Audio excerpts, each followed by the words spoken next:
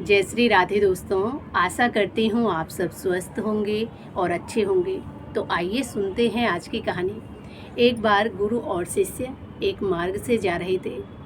शिष्य ने देखा कि उसी मार्ग में एक सर्प जो था तड़प रहा था और उसे असहनीय कष्ट हो रहा था।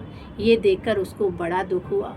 उसने अपने गुरुदेव से कहा कि गुरुदेव, देखो इस सर्प को कितना कष्ट भोगना पड़ रहा है।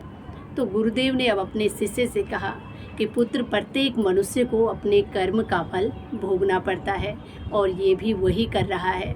तो अब वो शिष्य अपने गुरुदेव से कहने लगा कि गुरुदेव, इस सर्प ने भला इस सर्प योनि में ऐसा कौन सा पाप कर लिया जो इसे इतना कष्ट भोगना पड़ रहा है। तो अब गुरुदेव ने अपने शिष्य को याद दिलाते हुए कहा कि तुम्हें याद है, बहुत साल पहले हम इसी मार्ग से जा रहे थे। तो तब इस सरोवर के किनारे एक मछुआरा जो था मछलियाँ पकड़ पकड़ कर मार रहा था और तुमने उस मछुआरे को रोकने का बड़ा प्रयास किया। तो उस शिष्य को याद आती है तो वो कहने लगा कि जी गुरुदेव, मुझे याद आया, मैंने उस मछुआरे को रोकने का पूरा प्रयास किया लेकिन वो नहीं रुका। वो मेरी बातें सुनकर हंसने लगा और मेरी बातें सुनकर उपहास करने लगा।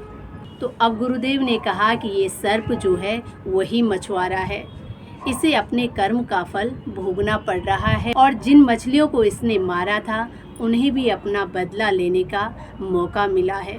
वो मछलियाँ आज चींटियाँ बनकर इससे अपना बदला ले रही हैं और इसे अपने कर्मों का फल इस प्रकार भोगना पड़ रहा है। इस प्रकार उस शिष्य को अपने गुरुदेव से इस बात का पता चलता है कि मनुष्य चाहे जैसा भी कर्म करे उसे अपने कर्मों का फल भोगना ही पड़ता है। जिस प्रकार वो मछुआरा आज सर्प बनकर अपने कर्मों का फल भोग रहा था। तो दोस्तों, ये थी आज की एक छोटी सी कहानी। आशा करती हूँ आप सबको भी पसंद आएगी। इसी के साथ जय श्री राधे, जय श्री कृष्णा।